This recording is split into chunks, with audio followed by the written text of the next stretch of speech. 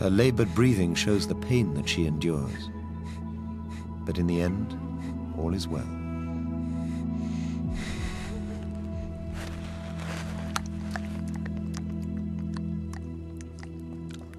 Instinctively, she licks at the little wet bundle that has appeared.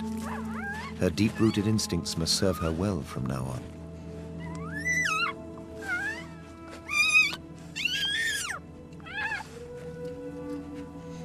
At first, she doesn't seem to know what to do. Should she make a bed for it, more comfortable than the one she has been suffering on? She seems to be trying.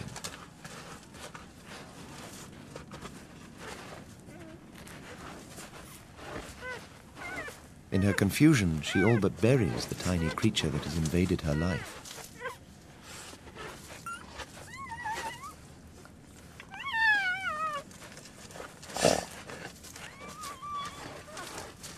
As it crawls slowly about on the floor of the den, dragging its placenta behind it, the newborn cub seems very close to death.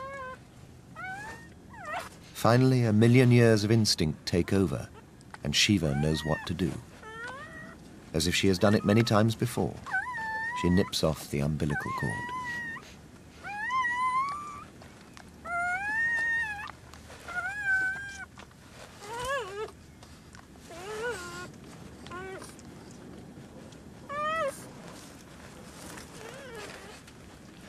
It's as if she knows that she should suckle the cub, but they are both new to this game, and neither knows what to do.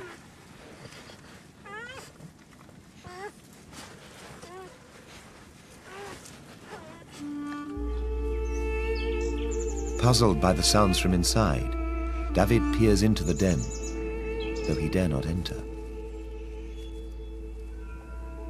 Inside, more of his offspring are finding their way into the world.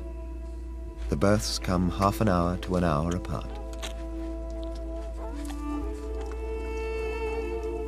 A third cub has been born, into a world that consists mostly of an insistent tongue licking it dry.